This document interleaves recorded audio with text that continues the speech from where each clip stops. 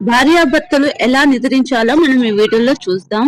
మంచం గోడకు తాకకుండా 4 వైపులో కూడా కొంచెం ఖాళీ అనేది ఉంచుకోవాలి. మంచం కుడివైపున భర్త మరియు ఎడమ వైపుకు భార్య పనుకోవాలి.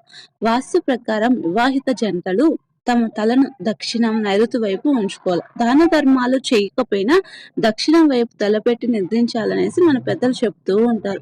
పనుకునేటప్పుడు ఉత్తరం వైపు తల పెట్టకూడదని కూడా పెద్దలు చెప్తూ ఉంటారు. ఉదయం లేవగానే నారాయణ్ణి స్మరించడం వల్ల మంచి కలుగుతుందని తెలుస్తుంది. భర్త ఉద్యోగం లేదా ఏదైనా పని మీద బయటకు వెళ్ళిన వెంటనే ఇల్లు తుడవడం, కడగడం, తుడవడం, అలాగే తలస్నానం చేయడం వంటివి చేయకూడదు, అస్సలు చేయకూడదు.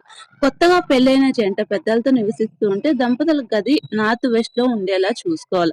ఈశాన్య దిశలో పడక గది అసలు ఉండకూడదు. సంతానం పొందాలనుకునే వాళ్ళు దంపతులు ఆగ్నేయ ముఖ్యంగా ఉన్న గదిలో నిద్రించవచ్చు. అలా నిద్రించడం వల్ల వాళ్ళకి సంతానం కలిగే యోగం తొందరగా ఉంటుంది.